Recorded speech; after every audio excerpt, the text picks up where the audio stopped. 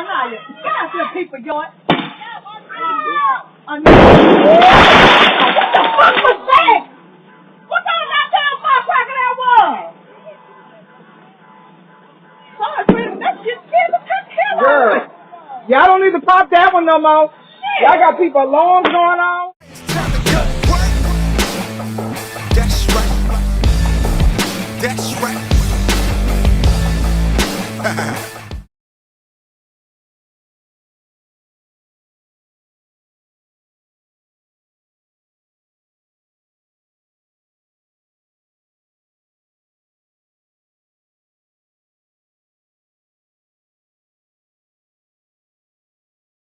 Hey, all right, man.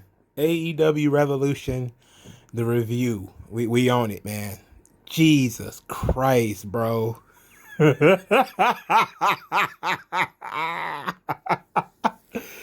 Oh my God, bro.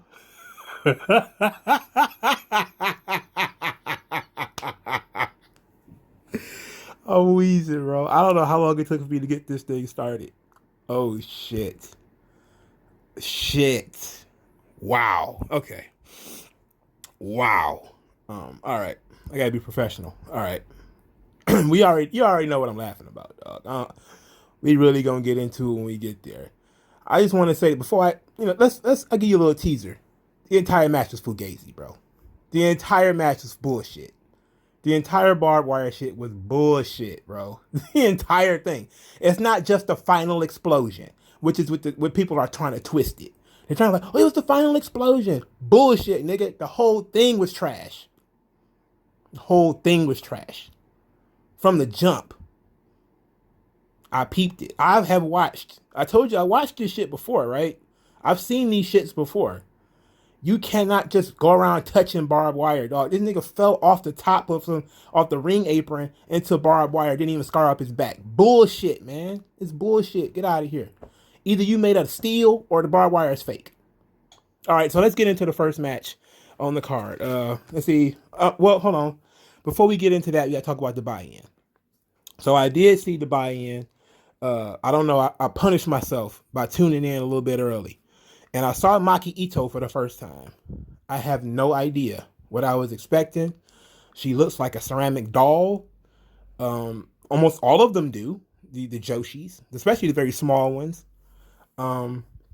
She was singing a song. She was out of breath as she was singing the song. I didn't know what the song was because it was in Japanese, obviously. But Maki Ito and Britt Baker wrestled Riho and Thunder Rosa. It was another surprise because Reba was taken out of the match and replaced with Maki Ito. So Maki Ito being in the country was a surprise. There was grown men dancing to Maki Ito's song, which was super cringe. I mean, really cringe. I kind of set the stage for the night, if we're being honest. It was really cringe. Excalibur just being the guy who knows everything about everybody. He's like a living encyclopedia. He's like a Jeopardy contestant. It's like, what is the fired idol Maki Ito, who wrestled as the Ice Princess Super Mega Champion in 2012? Oh my God, what a knee strike. It's like, get the fuck out of here. You're no Joey Styles. Anyway, Britt Baker and her team won because Rebel hit Thunder Rosa in the head with a crutch. Whatever. Why Thunder Rosa is doing the job, I have no idea. All right, so let's get into the first match. MJF and Chris Jericho versus the Young Bucks for the AEW World Tag Team Championships. So the Young Bucks started out early. They started out aggressive really early. A lot of ground and pound on Jericho and MJF. For the first 4 or 5 minutes in this match, there were no tags. And they were outside the ring. Everybody was in the ring at once. Everybody was outside the ring at once. Referee didn't try to do anything. What could you do? Then you saw Wardlow on camera, very gently putting the slippers, not the boots, the slippers. He might as well have been wearing padded shoes to one of the Young Bucks because he was barely touching the guy. Look, I know you're not supposed to kick him in the fucking face and knock his teeth out like, Shayna Baszler did, but Jesus, bro, you're on camera. That's why you need to know where the cameras are. You're on camera. What you're doing is shitty. Fix it. The Young Bucks did the Motor City Machine Guns finish. apparently for no reason because they got it kicked out of. There was a pretty decent what was it, Meltzer driver. It got countered by Jericho, jumped into it with the code breaker, which I thought was pretty cool. MJF started for no reason spamming crotch chops. He just kept doing crotch chops. This whole match was like middle fingers being stuck up in people's faces, middle fingers being up, crotch chops, and a bunch of other assorted juvenile shit. It was real dumb. Then they did a super kick party on MJF, which everybody knew they were going to do because WWE did the whole banning of the thigh slap, so everybody knew that was coming. But they made their super kicks look like shit because he getting super kicked one way, he turned the other way. Get super kicked one way, he turned the other way. I think between the two of them, they probably threw 7 super kicks. It was awful. It was awful. It was straight up awful. Anyway, the Meltzer driver was on Jericho to win the match. Match was all right. The match was fine. It was nothing offensive about it. I kind of figured the Young Bucks would win. So then later on, they started talking about how they're going to do the Inner Circle War Council. During that promo, Jericho was, talking about, hey, we lost or whatever. And MJF was standing there pretty frustrated. And it seems like, okay, they're probably finally going to start digging into this whole MJF turning on Chris Jericho thing, which we have kind of been alluding to this whole time. Jericho is like, oh yeah, we need to re-strategize and all this type of stuff. I'm like, okay. They're of course trying to get you to watch Dynamite so that you can see Jericho hopefully get beat up by the rest of the Inner Circle. Of course, it likely won't happen, but you never know. You never know. This match was fine. It wasn't bad. Okay, it was cool. The Casino Tag Royale was bad. It's a tag team Royal Rumble featuring 15 teams. I got a list of the teams here. It's Dustin Rhodes, and QT Marshall. 5 and 10 of the Dark Order. Speaking of which, why do they have numbers and they're wearing masks and you know what their names are? Isn't the point of you wearing a mask and having a number is that nobody knows who you are? They have numbers and names. They're calling them by their, they're calling them by their name and their number interchangeably. So weird. There were 3 different teams of the Dark Order. Anyway, Santana and Ortiz, the Tydell brothers, Stu Grayson and Evil Uno, the Gun Club, the Sons of Billy Gunn, who I've never seen before, were in this match. Peter Avalon and Cesar Bonini, the Varsity Blondes, Bear Country, who I didn't even know who that was when they came out. Jurassic Express, Butcher and the Blade, Private Party, Kaz and Daniels of SCU, and John Silver and Alex Reynolds of the of the Dark Order. So this match was absolute trash. It was useless. Okay. Now, when it got down to the last 2 people, Phoenix versus Jungle Boy, I was hyped for that. I was on top of that. There was a lot of trash in this match. It's just so much. I don't have time to detail this particular match. I'm not going to go through it because there's so much I want to talk about in the main event and in the other matches. But this match was basura. Okay, it was fecal matter. But the Jungle Boy Phoenix, it had potential. And I was one of the people, just like the live crowd, that was waking up like, oh, okay, we got some real shit here. Jungle Boy and Phoenix, okay, give them a little bit of time, 5 or 6 minutes, could have been badass, dog. Could have been awesome. They didn't give him that much time though, and they did the whole Phoenix jumped between the ropes, and the referees were trying to say he jumped over the top rope, which clearly he did not. Pac was charging at Jungle Boy. Jungle Boy pulled the rope down. I mean, that's got to be the dumbest way to get eliminated in a battle royal. It's for you to go charging at somebody and they just pull the rope down. It's like, do you not have the ability to stop running? Like, that's the silliest thing in the world.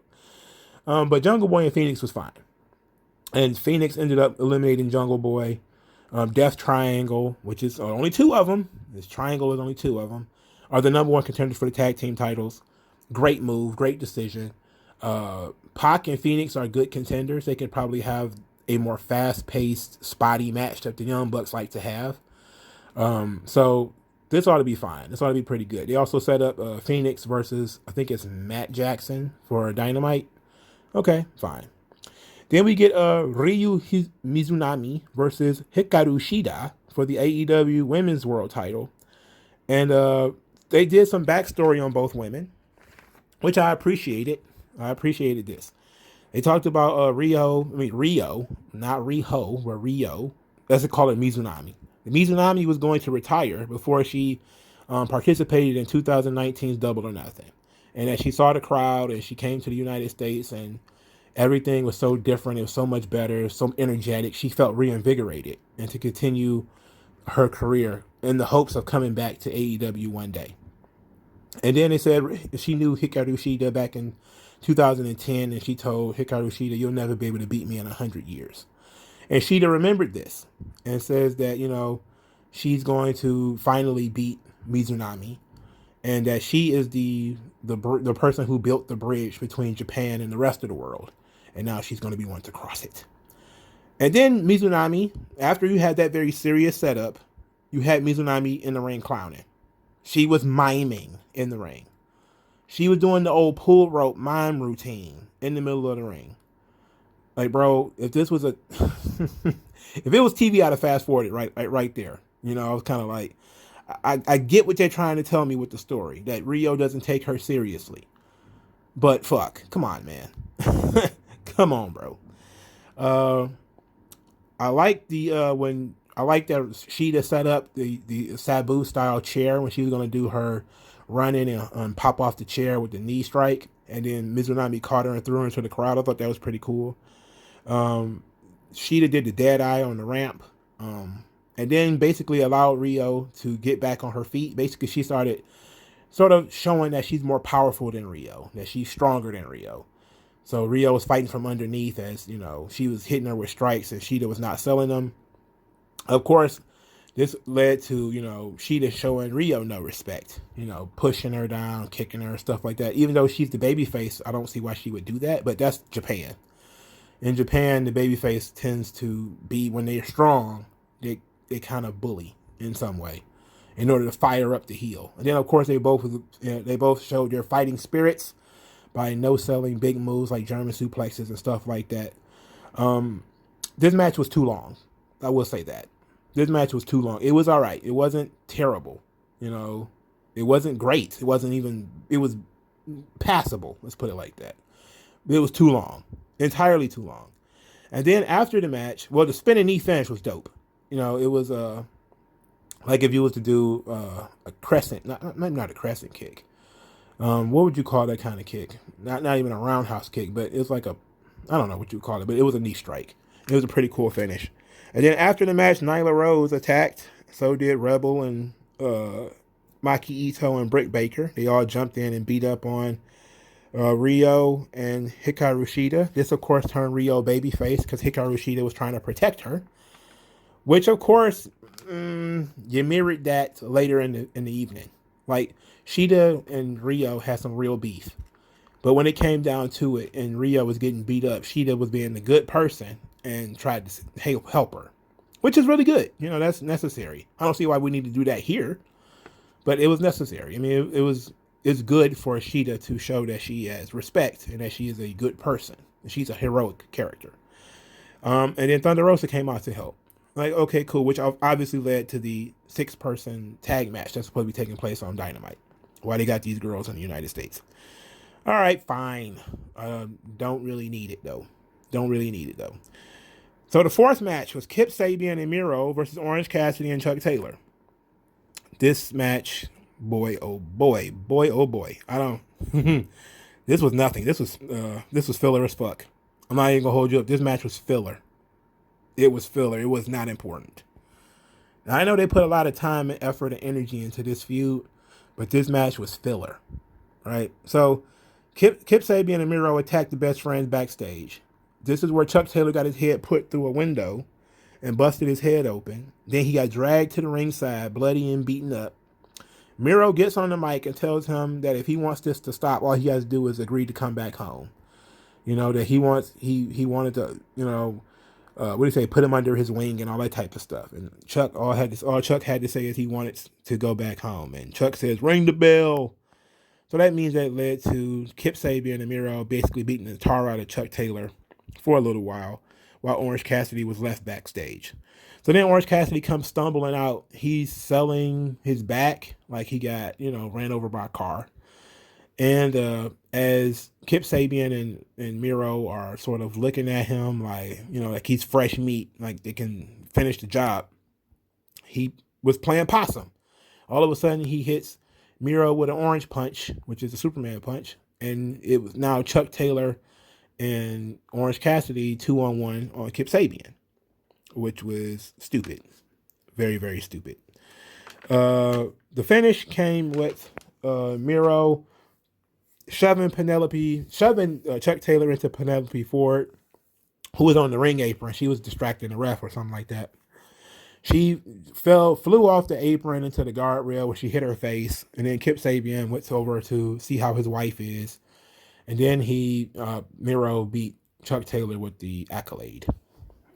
This match was filler as fuck, like I said, but they're obviously leaning towards Miro and Kip Sabian breaking up. They're obviously leaning towards them breaking up, and that's fine. Whatever. The Miro experiment is over. The Miro experiment is dead. It's dead. Okay. I don't know what you can do to save it. I don't know what you can do to save the Miro experiment. And even if you put him in the world title picture right now, it wouldn't make sense. If you put him in the TNT title picture right now, it wouldn't make sense. What can you do with him that would elevate Miro? You have to have him fight a legend or something. Because fighting Kip Sabian and Chuck Taylor and all these guys, that's a waste of time, bro.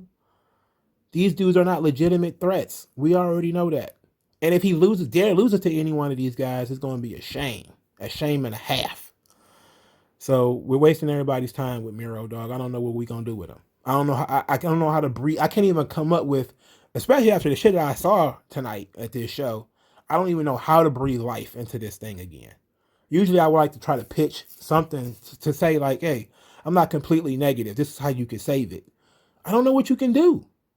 I literally don't know what you can do. You can have this guy beat everybody on the roster. Everybody's still going to remember he's the best man, the best man, or some stupid shit like that, bro. Hey, what do you do? I don't know what you do. Anyway, the fifth match, Adam Page versus Matt Hardy, and the winner gets the loser's first quarter earnings. This match was actually solid. It was solid. It wasn't terrible. Probably the best Matt Hardy match in a long time. And that includes some of his WWE work, because he actually did some good stuff here. He worked the hand. Really should have been working the arm. Like, I don't know why he chose the fingers. Matt Hardy should be smarter than that. You would think that, a guy whose finisher is a lariat, you would work the arm, like the elbow, not the fingers. Whatever, who am I to question Matt Hardy with all his years of experience? I'm just saying. But I did like that he targeted a particular digit. He targeted the hand, stretching it over the ring apron and, bashing it against the stairs, all that type of stuff. Page countered the side effect into a crucifix, which I thought was pretty dope. I thought that was dope because I had never seen it before. Hangman Page hit the dead eye, which is the tombstone from the back position. And Private Party decided to interrupt and distract the referee. And this led, of course, to the Dark Order coming out. The best 2 count of the show was after these side effect and the twist of fate, which only gave us a 2 count. And Matt was deflated that his favorite combination didn't work. His favorite combination did not work. So he was kind of pissed. All of the Dark Order was out there. Page was trying to knock, Hardy was trying to knock Page off the apron. The Dark Order caught him, put him back up there, buckshot lariat, 3 count. Then we get Hangman Page hugging the Dark Order and drinking beer with them. It was unoffensive. You could have done this on TV. Right, you could have done this on TV, but it was fine. This match wasn't absolute trash. This match was not trash. It might not have been the best match on the show, but it was an important match to get out of this storyline. Let's put it like that. And I'm not thrilled about the Hangman Page Dark Order thing. I'm not thrilled about it. I don't like it. But we'll see where it goes. We'll see where it goes. Everybody else seems to like the Dark Order. Just because I don't like them doesn't mean that this is going to automatically be trash. I'm willing to give them a chance, but I'm not interested in Dark Order at all. Not one bit. So I forgot to mention JR's voice. Sounded like he had been running through a cheese grater all night. Hey, I don't know what he's been doing. He's probably been fucking around with that blue chew and got him a sweet young thing. I hope so. That's a good reason to lose your voice, dog. But JR's voice was shot with shotgun pellets all night. The sixth match was Face of the Revolution ladder match that had a giant donut flying above the ring. So you have this big fucking donut dangling above the ring, and I just looked like that's like some bullshit from TNA. That looked like some TNA bullshit. You know how TNA used to have that fucking X hanging above the ring, and you'd be like, you got to get an X, dog, an X. Like, I know we all can't come up with like great ideas like briefcases or something like that, but dog, you could put some thought into it. Just put a big ring above, put a big ring above the ring. You gotta grab the brass ring. Like, oh man, beat it. All right, so I love Max Caster. I had to get his name right. Max Caster. He came out talking about Lola Bunny, Dr. Seuss, and Governor Cuomo. That Governor Cuomo got blood on his hands. And the crowd legitimately reacted in a mixture of laughter and offense, which means he got it right. Okay? When you say something and it, like when he said the Lola Bunny and the Dr. Seuss, people was like, he got, yeah, that's kind of funny. And then he was like, you got blood on your hands like your Governor Cuomo. They was like, oh! And then some people even booed. I was like, that's excellent. He struck a nerve. I like that. Got to give him some credit for that one, dog. Give him some credit for that one. That one was good. So it was Cody Rhodes, Scorpio Sky, Penta, Max Caster, Lance Archer, and Ethan Page. Big surprise, it was Ethan Page. All ego Ethan Page. So we got Ethan Page, Adam Page, Christian Cage, Brian Cage. Now you see why Vince does what he does. I can't wait to talk about Christian. Anyway, so Jesus.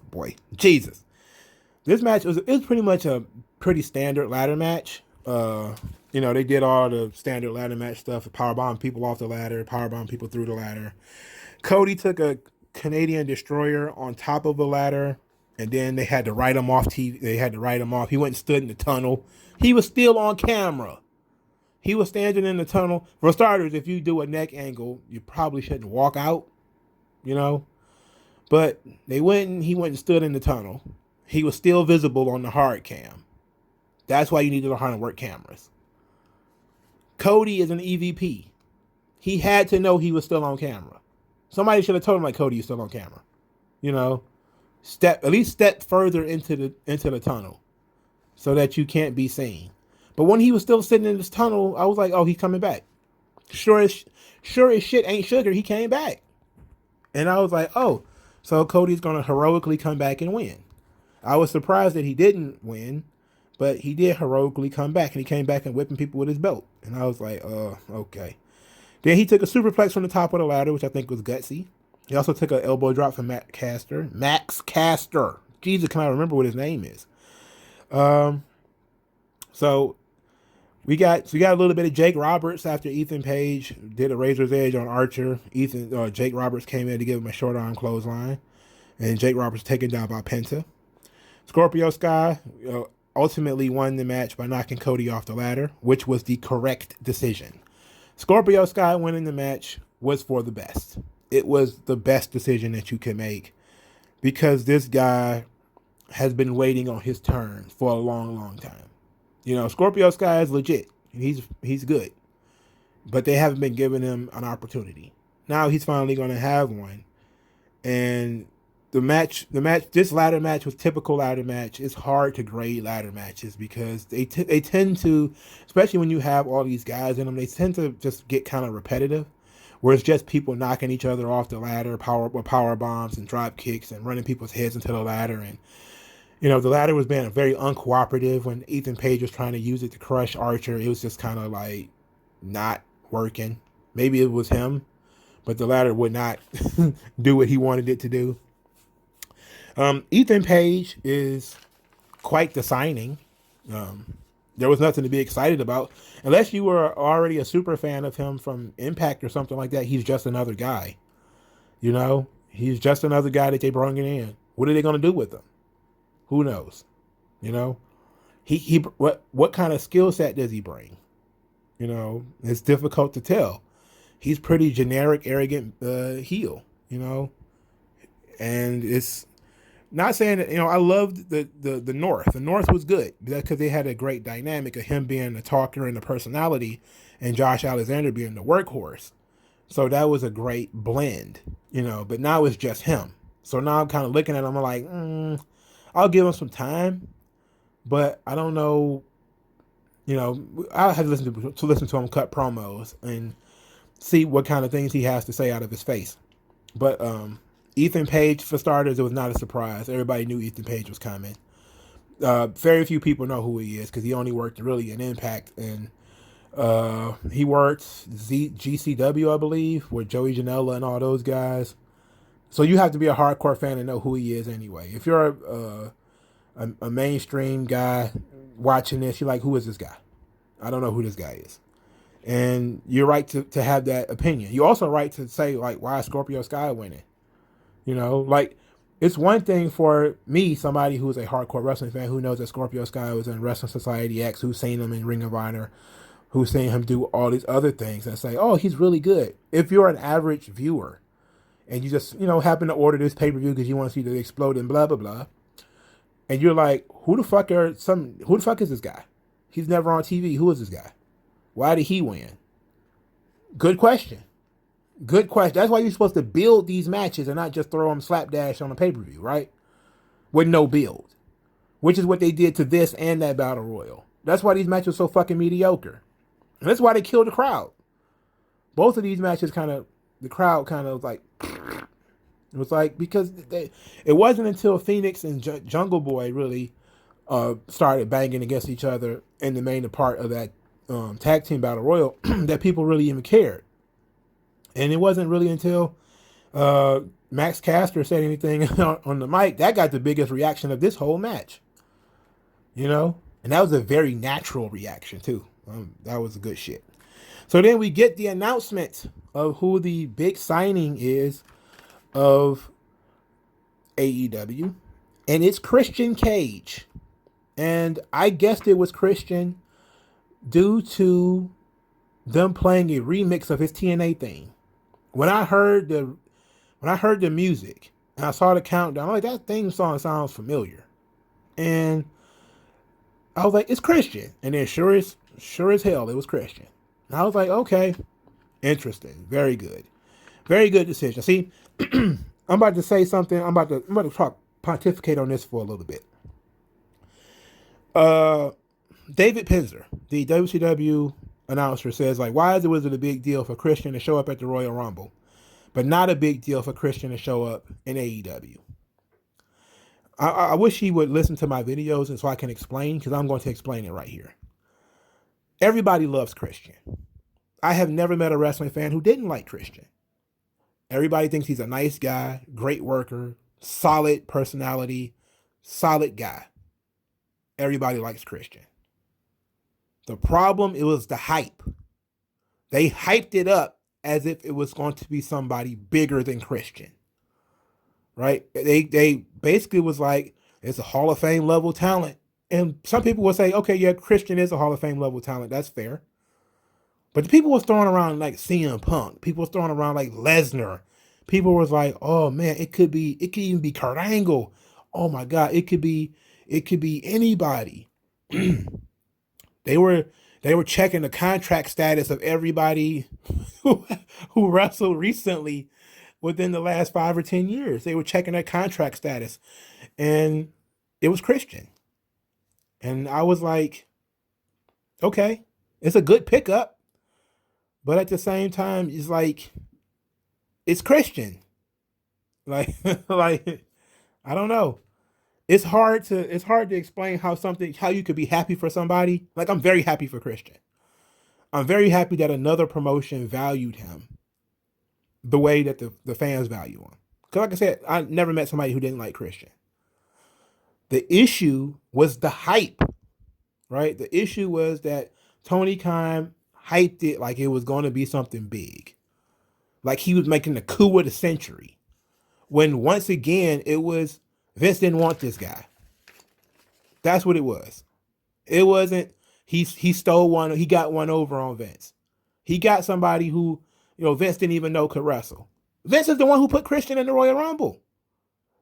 Vince already knew Christian could perform. He didn't give a shit. So it was like Christian wasn't valued. And then, he goes over to AEW. He gets the love. That's good. But the hype doesn't match that. Right? The hype doesn't match. You shouldn't have let people think it was going to be Brock. Don't let people think it's going to be Punk. Don't let people think that stuff. Just people would not have had a negative reaction if you wouldn't have hyped it at all. If you would have just had Christian come out there, cut a little promo, and say that he's all elite, sign his contract, and walk out, people would be like, oh shit, Christian came to AEW. That's so cool. But you done told us, oh, we got a Hall of Fame level talent, one of my favorite wrestlers. So now everybody's going through who your favorite wrestlers were, what your favorite promotions were. And then we going like, bah, this person could be this person. Like I said, people got me all wrapped up in it.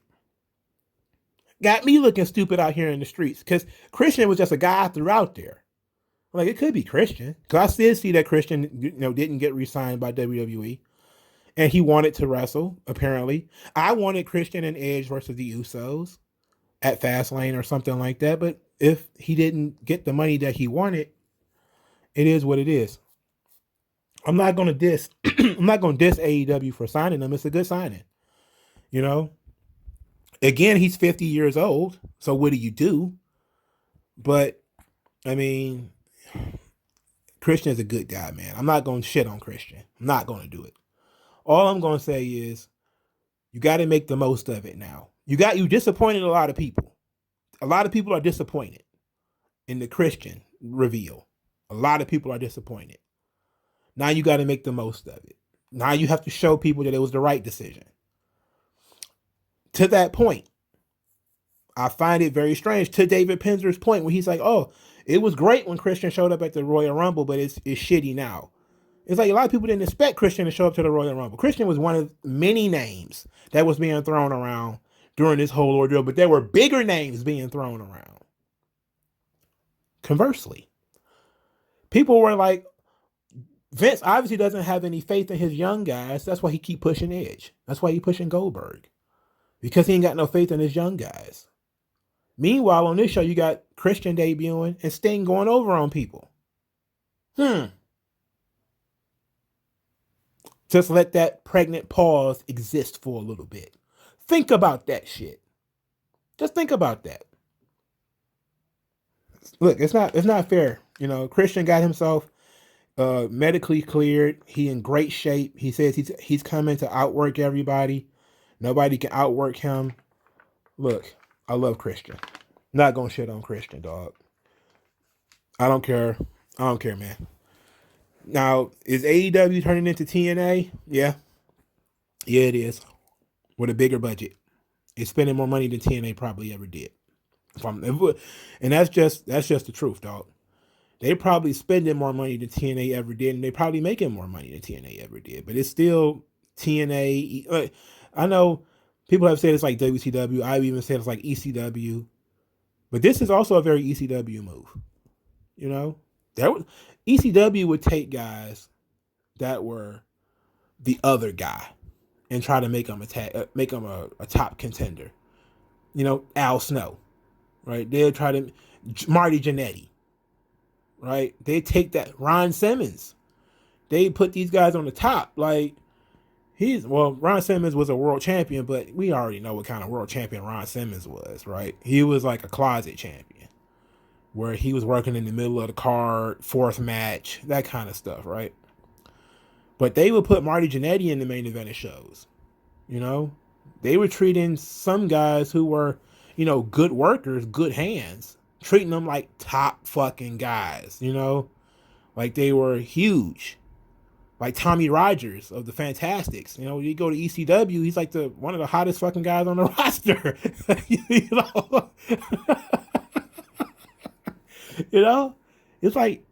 what? Tommy Rogers, what? What is he doing here? And then occasionally they would get a real star. They'd get like Dusty or Sid, or they'd get like Rick Rude down there. And you'd be like, oh shit, okay, sweet. This is dope. But most of the time it's like, we're about to pretend Al Snow was the main event guy. Like, come on, bro. Nah, we're not about to do that at all. We're not about to do that at all. Paul's smoke and mirrors were good enough to make people believe that certain folks were super fucking stars and they were just good hands. TNA did the same thing. They occasionally got a big star, but most of the time it was take this guy who's a good hand and put him on top. And that's pretty much what AEW is doing.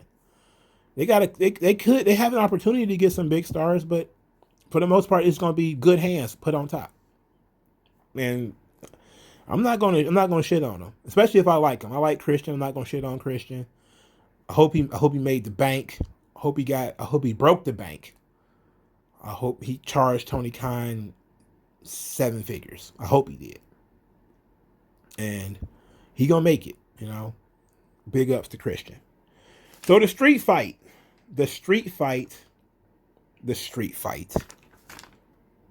Bro, I fucking love the street fight. Street fight was legitimately dope. From the cinematography was dope. Storyline made sense. It still had plenty of wrestling. And it was, they kind of shit on Team Taz. I will say that. Team Taz did get buried. It was 4-on-2, and the two people, one of them is a fucking midget, the other one was an old man. Right? And they still managed to lose. But it was cool. It was a nice little cinematic match. I enjoyed it. This was probably the one thing on the show I enjoyed more than anything else. And they had a ladder match and a battle royal on this show.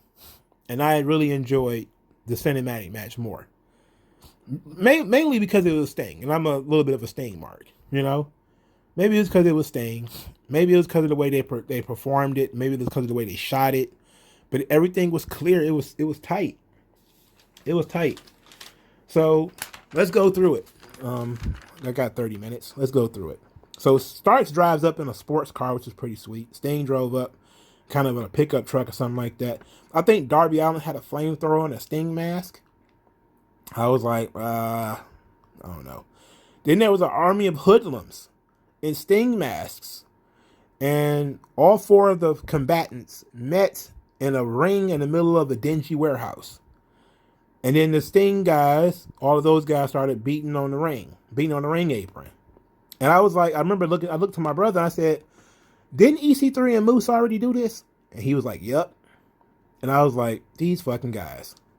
EC3 and Moose just did this, right? But thankfully, it broke up pretty quick. I think Cage beat up all of the masked dudes by himself. And then they separated. Cage was just destroying Darby Allin while Sting beat the tar out of Starks. And big ups to Starks, by the way, because he had to do all the work, right? And that is something that cannot go unnoticed. Starks had to do a lot of bumping for Sting because Sting couldn't do a lot of bumps. And you really didn't see Sting go down that much in this match. They did a good job of making sure Sting did not do too much. Sting looked super strong in this match, though. He looked almost unbeatable in this match. He looked bulletproof in this match, okay? But that's because he can't take a bump.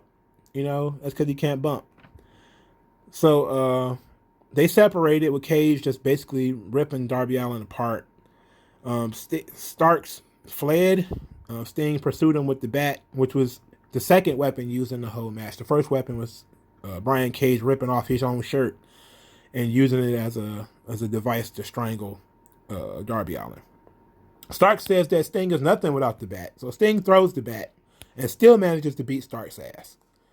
Then Cage, this motherfucker, he lifts up Darby Allin on his shoulders, like in a suplex position, and walked up the stairs with him. I was like, damn. That is a phenomenal feat of strength. That was dope. Too bad Cage is a pussy and a mark. Otherwise, that stuff would constantly look awesome. He did some awesome shit in this match. That was some really dope shit. Now, yes, Darby Allin is tiny and Brian Cage is massive. But that's why it's cool. Right? Because he has the potential to be a monster truck.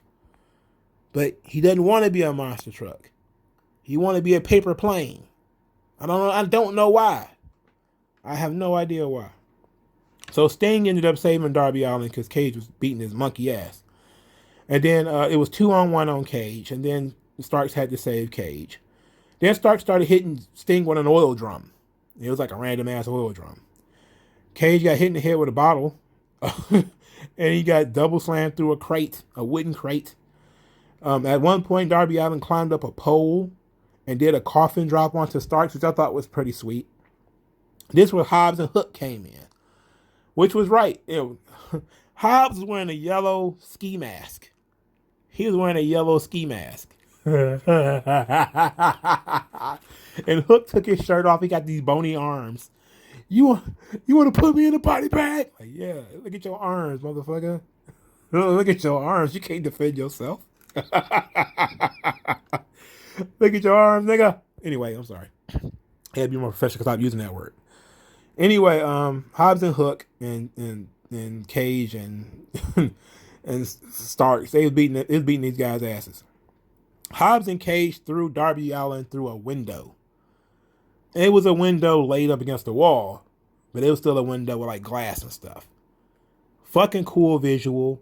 They playing with him like he's a small child. And he got thrown through the glass. Sting is fleeing the scene. I forget what Sting is doing. He's probably in pursuit of somebody. Because the 4 guys are after him. That's what it was. All 4 guys were after him. 2 of them are brick shit houses made of muscle called Hobbs and Cage. And they're going to kill him.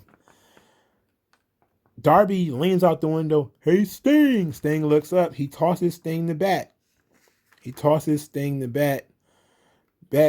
Sting catches the bat from the window.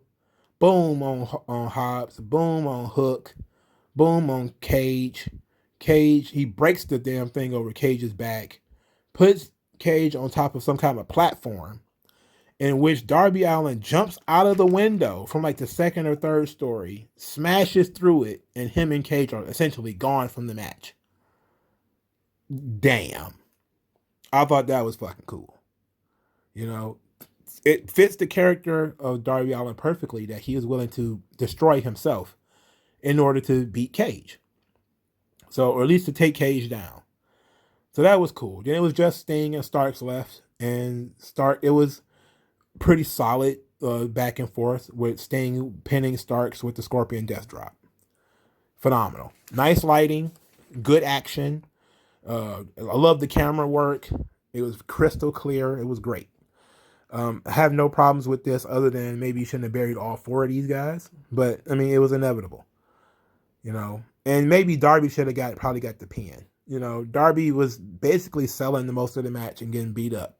He didn't come across looking super heroic, which I guess is, something that we can talk about but this was basically Sting's match. This was a match to show that Sting still got it, and WWE probably should have did cinematic matches with Sting. And they should have did cinematic matches with Sting, if we're being honest. Why they didn't do it, don't know. All right, so let's talk about this barbed wire explosion match. Oh.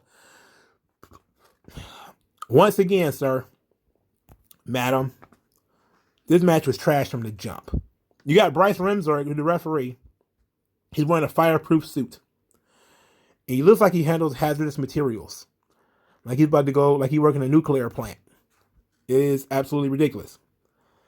So they worked the match a lot like Onita used to work his matches, which means he worked them pretty smart. They didn't spam the explosions. They, were headlocks and tie-ups and different things like that, teasing the ropes. And then they hit the explosion 7 or 8 times. Okay, before the final timer. The first time, Kenny Omega threw powder in Jon Moxley's eyes. Moxley was trying to use the baseball bat covered in barbed wire for protection, and then Moxley still got shoved into the barbed wire. Now, whoever was in charge of the barbed wire was a little late sometimes. Also, you also have the situation where it was just like pop, pop, and that was pretty much it. It didn't look like it hurt it. It didn't look like anybody was in any danger. The second and third was Moxley was going for a figure 4. Kenny Omega kicked him off and kicked him into the barbed wire. It went off. Then Omega turned around and Moxley drop kicked him into the barbed wire again. And this is when I really started to notice that the barbed wire is bullshit, because he bounced off of it and didn't get stuck to it. Now, Terry Funk and Sabu, go watch their barbed wire massacre. For starters, there were no ropes. Okay? It was barbed wire around the entire ring. They were almost tied together with barbed wire. It was so much shit. That's a real barbed wire massacre. Go watch Terry Funk work these matches. He could barely function after some of these joints. He'd be wrapped in barbed wire. It'd be stuck to him. He'd be pulling it out of his hair. That's how this stuff was. That was real barbed wire. This is Fugazi. Okay? This is Fugazi. And I know some people may think it's not. It is. You had what was this? The paradigm shift off the ring apron onto the what was it? The landmines with the barbed wire wall or barbed wire. What the fuck was that pad or whatever over there? He lifted him up, head first into the barbed wire. They both went into the barbed wire, right? And Moxley did a good job of selling like he couldn't get out of the barbed wire. But then you look at his back. And his back is to the camera, to the hard camera. Well, not the hard camera. It's one of the portable cameras on the side. His back is to the camera. There are no scars. There is no blood. How did he just jump from the ring apron into an entire crate full of barbed wire, and his back is not scarred up? How did that happen? The barbed wire is Fugazi. Barbed wire is not real. Barbed wire is barbed wire is not real. Okay, so then we get the 10-minute warning, and the pulse begins. This is, the typical of the Onita style matches. And it was, they continued to work. They were doing some decent stuff. Moxley then gets hit with a one-winged angel. And to escape the pin, Jon Moxley kicked the bottom rope, causing an explosion, and Omega let go of it. Right? Whatever. Okay? Just whatever, dog. At this point, I was kind of like, no, this is not going to work. This wasn't going to work.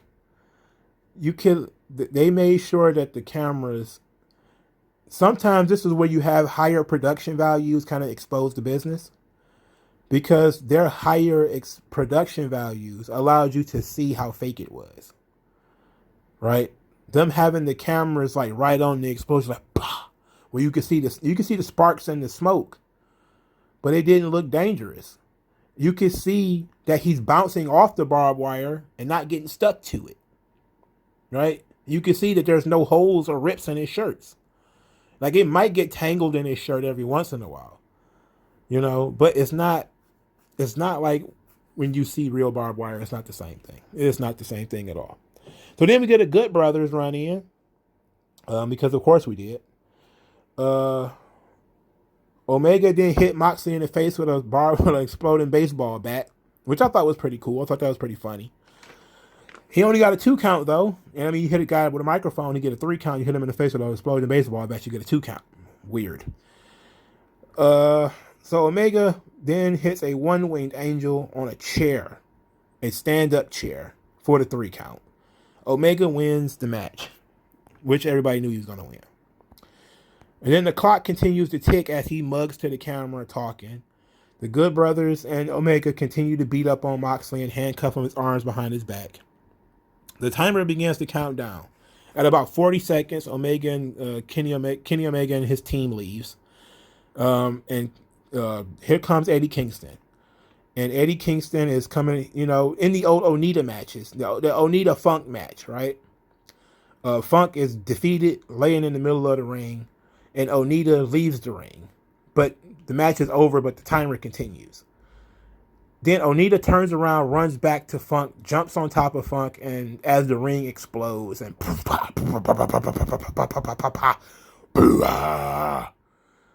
and everybody is crying and clapping because Onita came back to protect Terry Funk. That was supposed to be the emotional weight of the match. That despite all of this stuff, there's still such a deep respect for them. You know, there's such a deep respect between the two of them that Terry Funk, you know, would not get left behind by Onita. Onita's willing to sacrifice himself for Terry Funk. Because even though they fought each other and bled all over each other, there's sort of a respect there. They were going for that here. Where you had Eddie Kingston, after all of his wars with Jon Moxley, he fought through all of these officials and all of these people trying to help Jon Moxley. And then when all else fails, he was going to jump on top of this grenade and suffer this explosion with Jon Moxley. Right? And then the explosion happens. And it is the lamest, weakest trash possible. A 4th of July in the hood got this beat. Easily. A 4th of July in the hood got this beat. Easily. No problem. No problem. But, I gotta applaud Eddie Kingston's professionalism. It was an absolute dog shit explosion, but he sold it like it was for real. He stayed down. He stayed flat. He laid out. You know, he played his part. Other people was fucking up. He went out there to do his fucking job, and he did his fucking job. I'm not going to shit on it. I saw a lot of people saying, Eddie Kingston shouldn't still be selling it. He should just say, fuck this and get up. I'm like, no. He got a job to do. He got a story to tell. Right? This is important for his character. This is important for his character's development. Let that man tell his story. You get on all these motherfuckers who set up the explosions. You get on them. They the one who's botched it. You get on Tony Khan for booking it. Leave Eddie Kingston alone. He did his job. Right? He did what he was supposed to do. This was a great spot for his character. He was not going to throw that away. Let him have that. Let him have that moment. This was good. I applaud Eddie Kingston's professionalism. But the match itself was trash. It was tame. I was told this match was going to be bloody and merciless and all this type of stuff. And it was bloody, but I've seen bloodier matches. And I really kind of debate whether the blood was even real. You know? Like I've been watching a lot of ECW, which is a mistake. But you go and watch matches that are not even barbed wire massacres. There was this, for starting, any of the Ian and Axel Rotten shits. Them joints is bloody as fuck.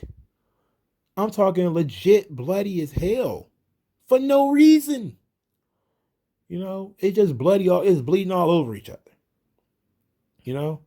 Like, those matches were legit, like, disturbing, bothersome. This match was tame in comparison to some of the stuff that they were comparing it to. It was tame. In comparison to some of the earlier Hell in a Cell matches, this was tame. Believe it or not. Some of the early Hell in a Cell matches were more brutal than this. And this was supposed to be barbed wire and massacre with explosions and everything. It didn't work. They needed a home run. They didn't even get a base hit. They struck out. Or maybe it was a pop-up fly. You know, I don't know my baseball. But it's like when you hit the ball and it goes way up in the air and then the outfielder catches it and you get out. That's kind of what happened with AEW. They hit a pop-up fly. They got all these people interested in this match. All these people were talking about it. All these people were hyping it up. Even people were still trying to defend the match up to the point of the last explosion. People were still trying to defend it. People were still trying to say, oh, it was a great match. It's so awesome. Look at what they're doing. And I just kept thinking to myself, like, this is not what I want. You know, this is not what I envisioned. I envisioned it to be bloodier than this. I envisioned it to be more violent than this. I envisioned these two guys tied up to each other in barbed wire like Sabu and Funk was. Like, Sabu and Funk was basically tied together by barbed wire. You had Dory Funk at one point at 55 years old pulling barbed wire out of his little brother's hair.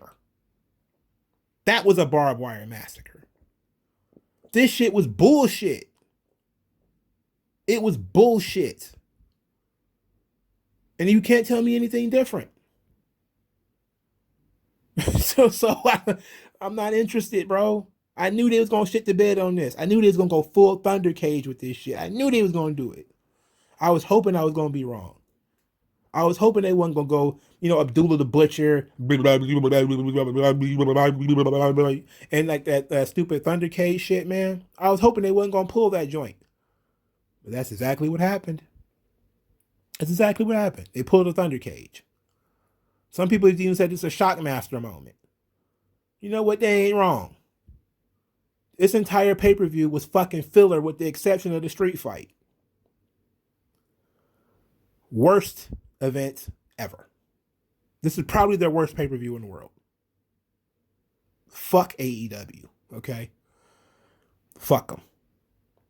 And I don't know what else to say. I'm disgusted. Look, I'm not a fan of barbed wire massacres and all that shit, but if you promise me that stuff, deliver it, right? People talk about, oh, it's the bait and switch. It's the bait and switch. This is a bait and switch, though. The barbed wire not real. You know, the explosions are not close enough to be considered dangerous. It's just a ooh, ah. It gets the oohs and the ahs, sure, but it's not dangerous. You know, it doesn't even have the appeal of being dangerous. When you look at the Onita, Hayabusa matches, and any of that stuff, they're boom, boom, those big explosions, and you see smoke everywhere. And these guys are still pulling barbed wire off their own skin. And every time they touch it, they're bleeding. You know, every time they touch it, they're bleeding. And they're bleeding everywhere. They're bleeding from their arms and their legs. And, you know, Hayabusa's body is scarred up, much like Sabu's was. You know, I didn't get that same vibe here. It's sad. You know, I'm sorry if you're an AEW fan, I'm sorry. This was whack. It was a whack show. You know?